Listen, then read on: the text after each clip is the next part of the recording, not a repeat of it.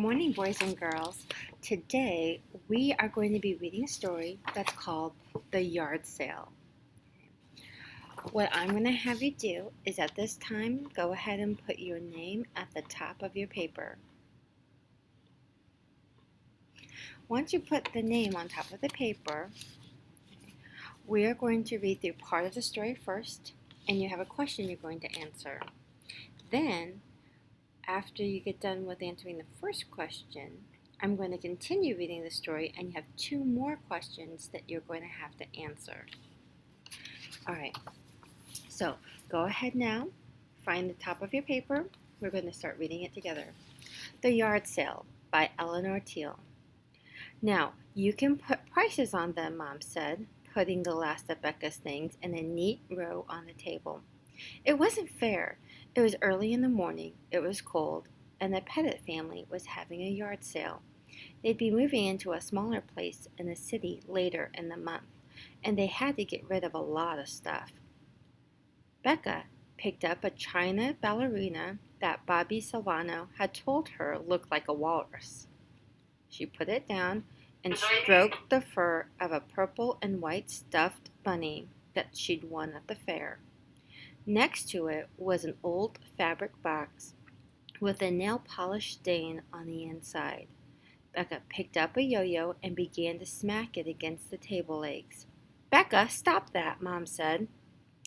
It was bad enough that they were moving, which would ruin everything. But on top of that, her mom had put her in charge of the kids' table. "You can show them which toys you liked and how much fun they were," Mom had said. I guess that means the fun is over for me, Becca thought. At 8:30, cars began to pull up in front of the Pettit house. "Becca, you need prices on your tags," Mom said, as she jogged past with a lampshade in her hand. "How much do I charge?" Becca asked grumpily. "Whatever you think is reasonable," Mom called over her shoulder. Becca pondered this for a moment.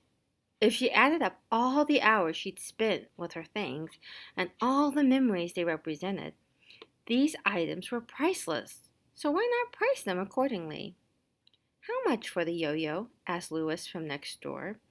He picked up the yo-yo and let it spin to the ground. "It's $30. "Really?" Louis placed the yo-yo back on the table. "Yo-yos don't cost $30. "This one does. It's an antique." "Well, never mind then," Louis said sourly before walking off. Becca smiled. A light rain started. Becca didn't have many customers to deal with, but the ones who came were quickly defeated by her high prices. She was about to go in for lunch when a little girl with straggly bangs came up to the table. She stared long and hard at all the toys, her hands shoved deep in her pocket. When the girl spoke, she almost whispered, "Is the bunny for sale?" "Yes," Becca said, "but it's expensive." "I only have this much." The girl held out her hand. It contained $2. "That's not enough," Becca said, shaking her head. She hated to do it. The girl looked so eager. But that bunny was historic. "Oh," the girl looked down at her palm. "I don't have any more." Becca felt a twinge of guilt. "Well, sometimes we drop the prices at the end of the day," she said, her voice kinder. The little girl jumped on Becca's words. "Really? So I can wait?" "Well, I guess so, but I'm sure someone will buy it. You should go home." "No, I can wait. My mom's right over there." The girl pointed to a woman who was chatting with a neighbor on the sidewalk. The girl spread her jacket on the ground and sat under the table.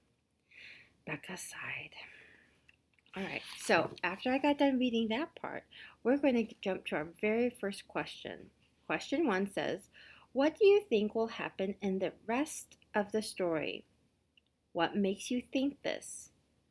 When predicting, remember to describe what the main character will do, say, or think, and explain why the main character will do so, say, or think these things.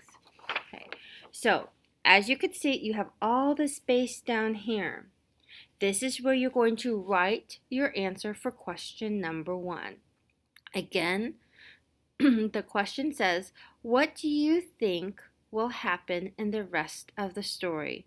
What makes you think this?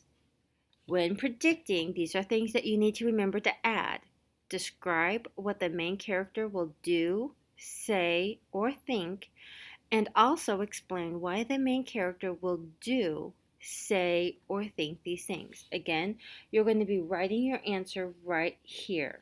If you need more room, you can use the back of the page. Okay? So really, remember to use the story to explain your thinking. I think this will happen next because this is what happened in the story. Good luck!